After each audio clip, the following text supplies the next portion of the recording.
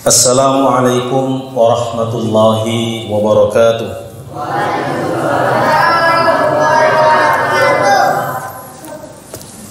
Innal hamdalillah nahmaduhu wa nasta'inuhu wa nastaghfiruh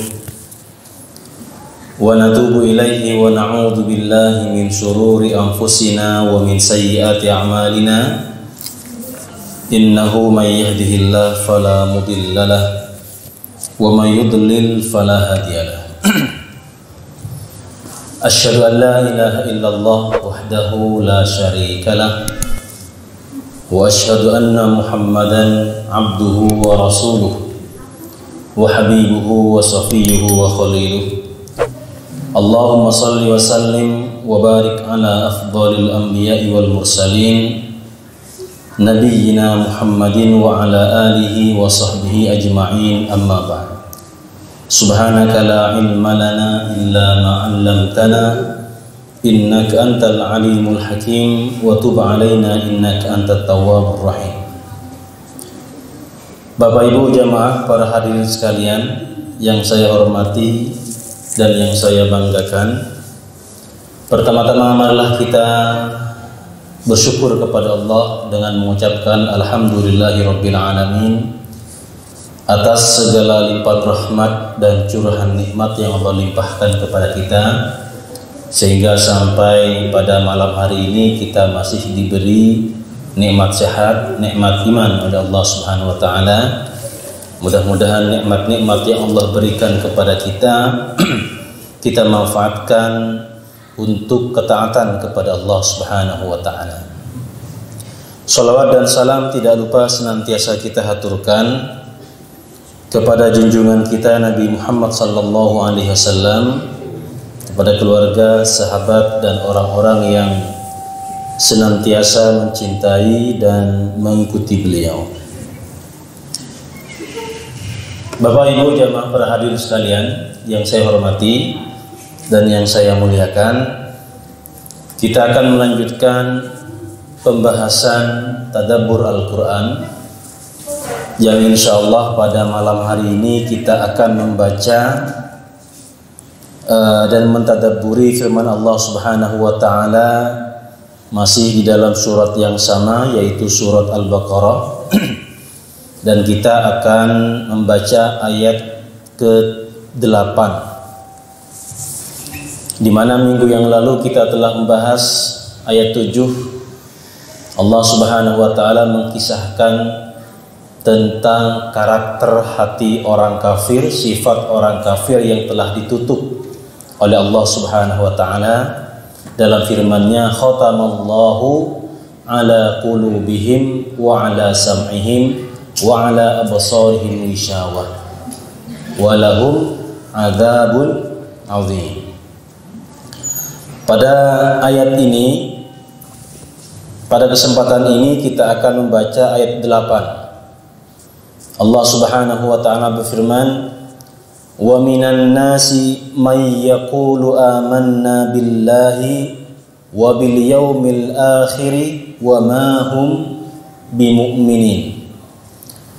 Wa minan nasi, dan sebagian dari manusia, may yaqulu amanna ada yang berkata kami beriman kepada Allah dan hari akhir, wa ma hum bimu'minin, padahal sesungguhnya mereka bukanlah orang yang beriman.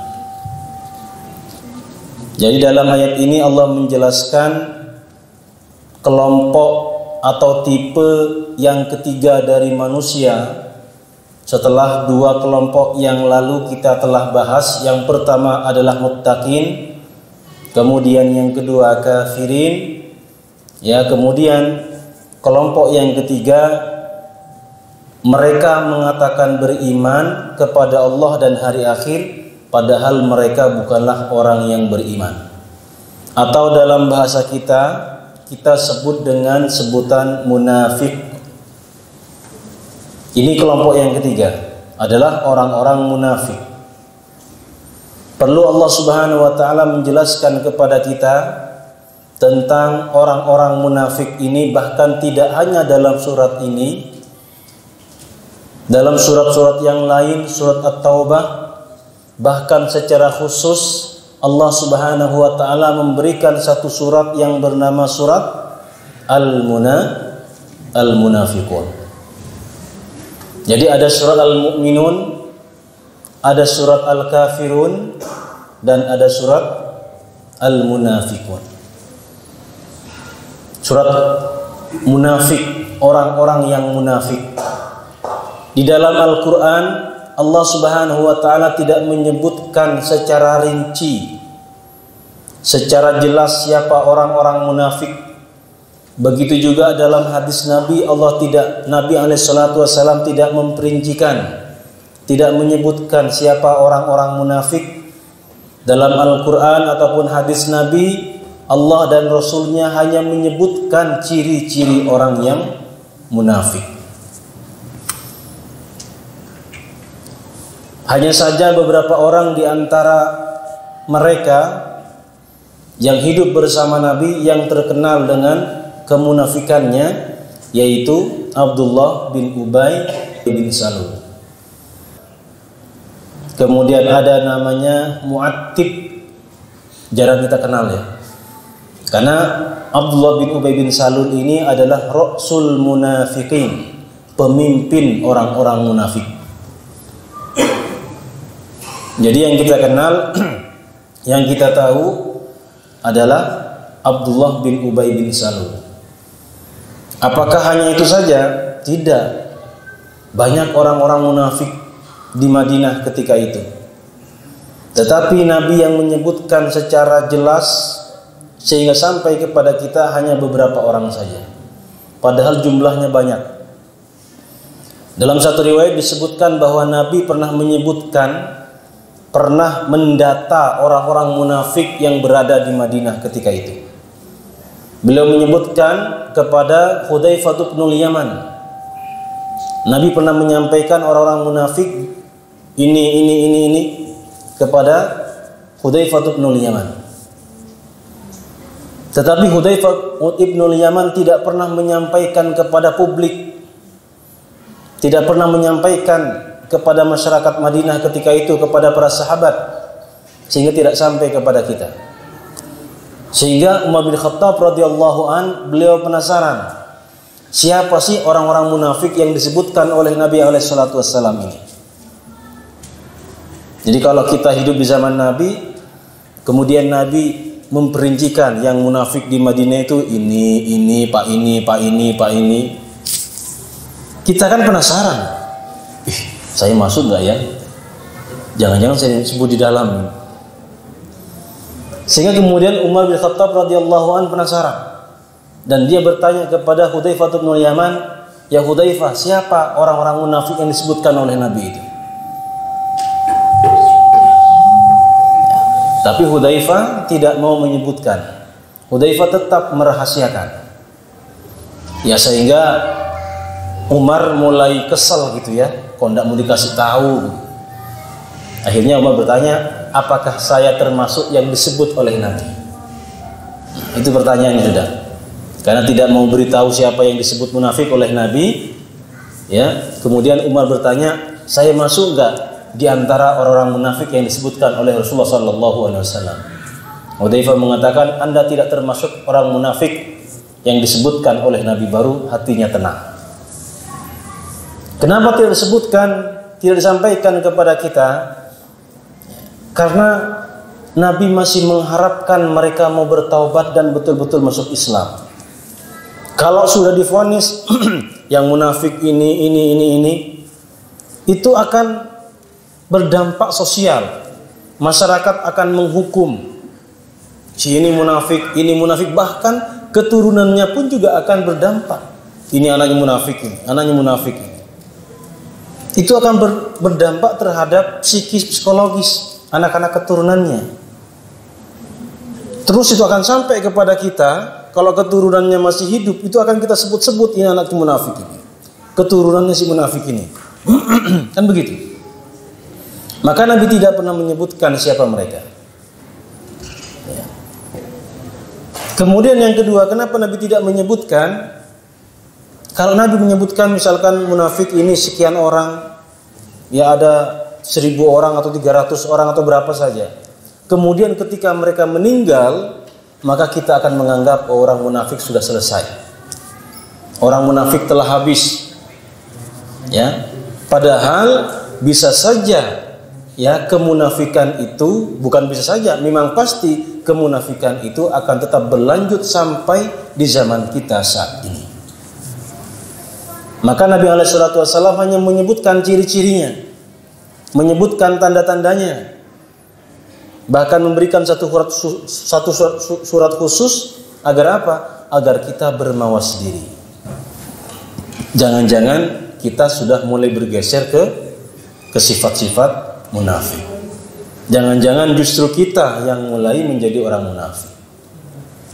Ya. Nifak atau munafik, ya, nifak itu nama penyakitnya. Ya, munafik itu orangnya. Ya, penyakit nifak itu tempatnya di mana? Penyakit nifak tempatnya di hati. Ya. Karena dia berada dalam hati, maka tidak ada yang tahu kecuali Allah Subhanahu wa taala dan Rasulnya yang diberikan wahyu oleh Allah Subhanahu wa taala atau yang diberikan informasi oleh Allah Subhanahu wa taala. Karena nifak itu berada dalam hati dan kita tidak tahu persoalan hati orang, maka kita tidak boleh mengklaim, menunjuk, memvonis bahwa fulan munafik. Ya. Jangan asal tunjuk kita si itu tuh munafik, si itu munafik, si itu munafik. Jangan-jangan kita sendiri yang munafik. Jadi tidak boleh kita memvonis, mengklaim orang itu munafik. Walaupun dia memiliki tanda-tandanya, tapi kita menyebutkan dia munafik tidak boleh. Bahkan Nabi SAW memperlakukan Abdullah bin Ubay bin Salul itu kan sebagaimana orang yang beriman lainnya. Ketika dia mati masih disolati oleh Rasul walaupun kemudian ditegur oleh Allah Subhanahu wa taala. Kalau nanti di lingkungan masjid ini kemudian ada yang mengklaim, ada yang menuduh, oh si fulan munafik itu, jangan kita solati. Nah, berbahaya malah. Nah, kita menuduh, kita mengklaim orang munafik. Makanya jangan mudah kita mengatakan itu munafik. Ya itu munafik lo. Kan sering kita ngomong begitu ya. Ya kamu munafik, ente munafik begitu. Jangan-jangan malah kita sendiri yang munafik. Nah, sekarang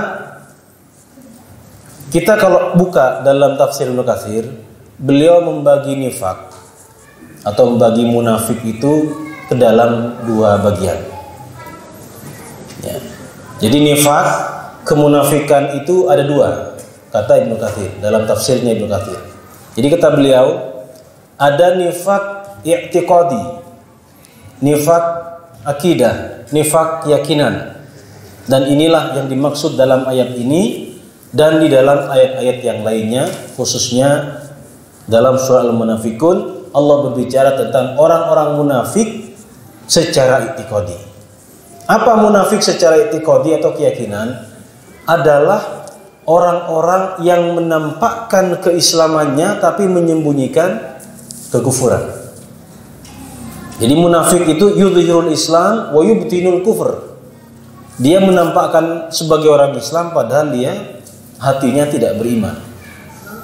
Nah, sekarang kita mengatakan kepada saudara-saudara kita, sebagian teman kita barangkali kamu munafik. Apakah munafik di situ maksudnya munafik yang disebutkan dalam Al-Qur'an? Innal munafiqina fi darkil asfali minan nar.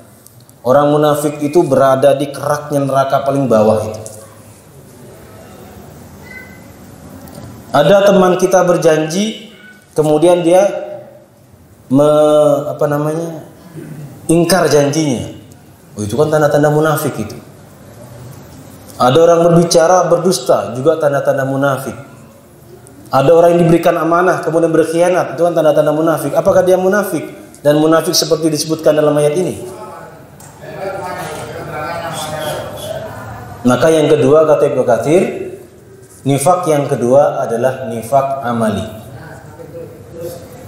Ya, nifak yang kedua adalah nifak amali, nifak perbuatan. Jadi ingat, nifak kemunafikan itu ada dua. Nifak i'tiqadi terkait dengan keyakinan, nifak amali terkait dengan amal perbuatan. Kalau nifak i'tiqadi, insyaallah kita tidak ada yang munafik. Ya, tidak ada yang munafik dalam kategori nifak i'tiqadi di sini. Tapi kalau nifak keyakinan, bisa saja kita masuk. Kalau nifak perbuatan, bisa saja kita masuk di dalamnya. Karena ciri-cirinya Nabi menyebutkan ayatul munafiq salasah. Idza hadatsa kadzaba, wa idza wa'ada akhlafa, wa idza tumina khana. Itu ciri munafik. Kalau dia berbicara berdusta, kalau dia berjanji ingkar, kalau diberikan amanah berkhianat. Nah, kalau ada kemudian orang yang melakukan di antara tanda-tanda ini, dia munafik, tapi bukan munafik dalam arti i'tiqadi. Jadi kita harus membedakan. Nifak i'tiqadi yang hukumannya, sanksinya innal munafikina fid darkil asfali minan nar. Tapi nifak amali bisa saja itu terjadi kepada kita. Ya. Apakah kemudian itu munafik, kalau mati jangan sholati? Ya tidak juga. Nanti ada pemimpin kita yang dianggap berkhianat, kemudian dianggap munafik, kemudian dilarang sholat. Karena di sini bukan nifak bukan nifak i'tiqadi, tapi nifak amali. Ya, simpelnya nifak amali itu dia berkata tidak sesuai dengan apa yang dia ucapkan. Dia berbuat tidak sesuai dengan apa yang dia ucapkan. Perkataannya tidak sesuai dengan perbuatannya. Itu munafik. Tapi dalam arti di sini munafik bisa i'tiqadi, bisa amali. Bisa keyakinan, bisa perbuatan. Berbeda antara keyakinan dan perbuatan. Kalau munafik yang kita bahas di sini, munafik dia menampakkan keislaman padahal dalam hatinya kafir. Dia tidak beriman, wa mahum bimu'minin. Kemudian berikutnya kata nifak ya, atau munafik. Munafik itu orangnya ya. Nifak itu nama penyakitnya. Kata nifak itu berasal dari kata nafaqah. Nafaqah itu kalau Bapak Ibu pernah umroh atau haji, khususnya yang pernah haji lah. Kalau ke Mina, kalau kita dari Makkah ke Mina itu lewat terowongan. Ada yang masih ingat nama terowongannya terowongan apa? Masih ingat nggak? Nah, berarti perlu umroh lagi nih Pak, biar hafal namanya. Nanti haji lagi ya. Umroh lagi lah, kalau haji susah. Kalau mau masuk ke terowongan itu ada di atas tulisannya Nafaq Muaisim. Nafaq Muaisim, terowongan Muaisim namanya. Yang dulu tahun berapa itu? 90-an ya. Yang pernah kasus jamaah haji Indonesia banyak yang meninggal karena masih satu arah, dari sini mati lampu. Ya saling injak, orang kita kecil-kecil, orang Afrika, orang Eropa besar-besar, senggol terlempar gitu. Nafaq Muaisim, nafaqah. Jadi munafik itu apa? Jadi munafik itu dia memiliki dua lubang. Bisa masuk dari sini, bisa masuk dari sini, masuk dari sini, keluar dari sini. Keluar dari sini, masuk dari sini. Ya, masuk dari sini, keluarnya dari sini. Kalau dari sini masuk, di sana tertutup, itu namanya jalan buntu. Ya, jadi nafaqah itu bisa masuk dua tempat, masuk dari sini, keluar dari sini. Kenapa kemudian disebut munafik? Karena munafik dia masuk sini, nanti keluar di sini. Di sini mengatakan beriman, di sana kafir lagi. Ya. Memiliki dua jalan. Maka disebutlah dalam istilah agama kita, munafik itu menampakkan keislamannya, menyembunyikan kekafirannya. Di sini dia masuk, di sana keluar lagi. Nah, itu istilah nifaq secara pengertian. Wa minan nasi may yaqulu amanna billahi wa bil yaumil akhir wa ma hum bimu'minin. Ada di antara sebagian manusia, mereka mengatakan kami beriman kepada Allah dan hari akhir, wa ma hum bimu'minin, padahal mereka tidak beriman. Kata Imam Al-Qurtubi meriwayatkan dari Ibnu Juraij dan Mujahid bahwa 4 ayat yang pertama surat Al-Baqarah itu turun tentang orang-orang muttaqin. Kemudian wa isnatani fi na'atil kafirin, 2 ayat ya, 6 dan 7, innal ladzina kafaru dan khatamallahu ala qulubihim, yang kita bahas minggu yang lalu, itu turun mensifati, menjelaskan sifat orang-orang kafir. Kemudian wa thalatha asyrata fil munafiqin, kemudian 13 ayat turun tentang orang-orang munafik. Jadi dari ayat 8 sampai 20 ya, itu berbicara tentang orang-orang munafik, dan dalam ayat ini kita baca.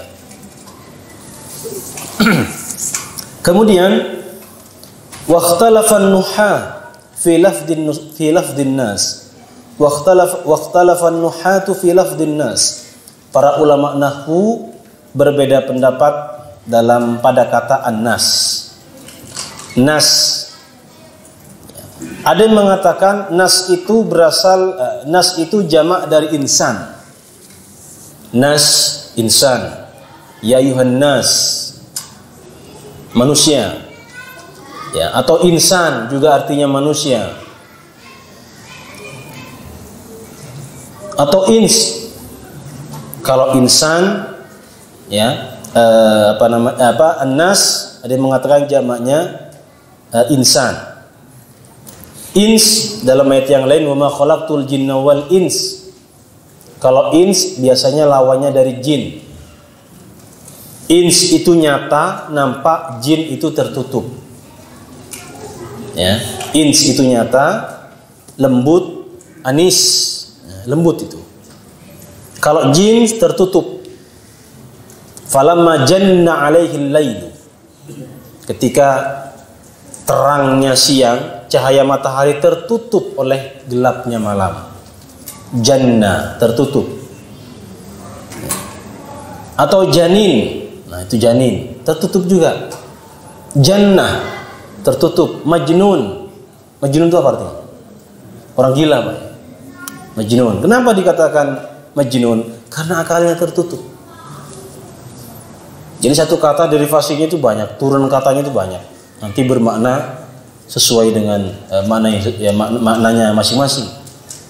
Padahal satu kata, jannah, dari kata tertutup jadi majnun, jadi jin, jadi jannah, surga. Ya. An-nas, ya dari kata an-naus. An-naus itu artinya taharroka, bergerak. Karena karakter manusia itu memang bergerak. Kalau diam, ya mati. Jadi manusia itu an-naus, taharroka, bergerak. Juga ada yang mengatakan an-nas itu berasal dari kata nasiya. Nasa, nasiya yansa, artinya lupa. Summiyal insanu insanan likathrati nisyanihi. Jadi manusia disebut insan karena sering lupa. Jadi manusia disebutlah insan karena apa? Karena lupa. Mengutip firman Allah Subhanahu wa taala, "Walaqad ahidna ila Adama min qabl fanasiya." Ya, kami telah membuat perjanjian kepada Adam sebelumnya, fanasiya, kemudian Adam lupa. Ya, nasiya Adam, fanasiyat dzurriyyatuhu, kama qala alaihi salatu wassalam. Ya, Adam lupa, maka keturunannya menjadi pelupa juga. Jadi karena Adam lupa, kita juga menjadi pelupa. Kalau seandainya Adam tidak pernah lupa, mungkin kita tidak menjadi pelupa. Karena kita ikut dengan bapak kita Adam, maka jadilah kita juga menjadi orang yang pelupa. Itu sifat utama manusia, lupa. Ya, tapi bukan kemudian menjadi pembenaran. Ya, kalau lupa-lupa terus, itu masalah. Kemudian yang ketiga, lamma dzakarallahu jalla wa ta'ala al-mu'minina jalla wa ta'ala al-mu'minina awwalan wa bada'a bihim li syarfihim wa fadlihim.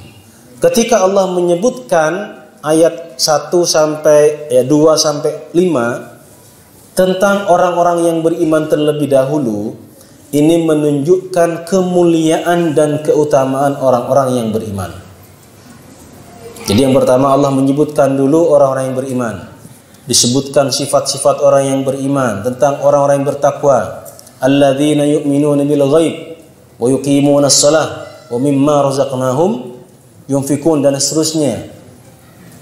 Setelah orang yang beriman, dzakarul kafirina fi muqabalatihim.